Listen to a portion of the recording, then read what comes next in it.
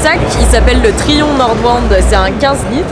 C'est un sac d'alpinisme ultra light qui est inspiré en fait d'un sac de trail, justement pour avoir ce côté hyper pratique, hyper confortable à porter et hyper light.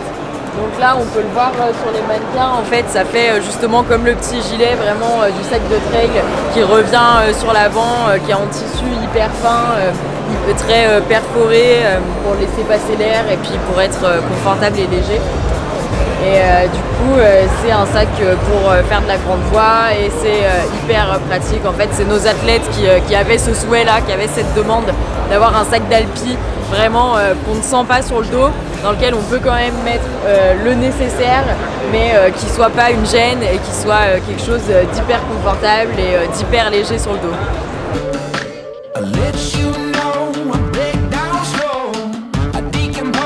Oui, alors bonjour, je vais vous présenter la Dawn Patrol Hybrid Shell qui a gagné le award, ISPO Award pour le textile. Donc c'est une veste, comme le nom l'indique, c'est une veste hybride. Donc toute la partie bleue sur la veste est imperméable avec notre membrane BD Dry. Et toute la partie noire, c'est une soft shell.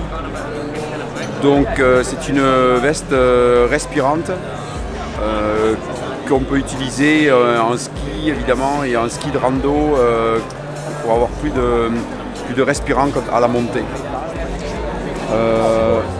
Ce qui est aussi spécifique à cette veste, c'est le double zip, la double fermeture éclair. Double fermeture éclair qui sert aussi de ventilation. Et ensuite on a les poches évidemment. Voilà, et donc on a une modèle homme et modèle femme spécifique, un petit peu plus faite pour la morphologie des femmes. Donc voilà la veste Dawn Patrol Hybrid qui a gagné le ISPO Award.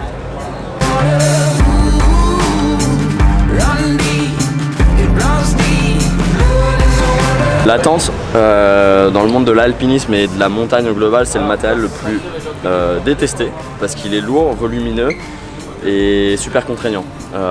Donc nous, ça fait 2 ans et demi qu'on arrive dans l'ultralight pour des raisons d'usage. C'est-à-dire que notre mission, c'est d'emmener les gens en montagne. Et emmener les gens en montagne, c'est pas via une tente qui pèse 6,5 kg et il faut 3 ânes pour les porter.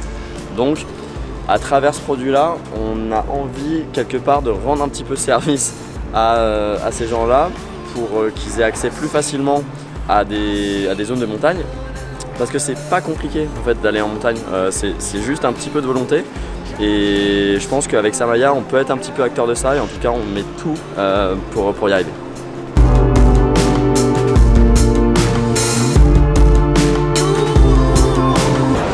Alors cette année, on n'a pas vu d'énormes innovations et spécifiquement pas beaucoup de grosses éco-innovations sur le côté développement durable et produits notamment. Alors avec toujours les gros acteurs type Patagonia, VAOD qui se démarquent beaucoup, Bergans aussi. Mais à côté de ça, c'est beaucoup de la surface en termes de développement durable avec des petites collections de polyester recyclé, de produits un peu plus éco. Mais c'est pas effectivement encore la grosse révolution et surtout c'est pas encore le changement qu'on devrait vraiment voir dans l'industrie outdoor.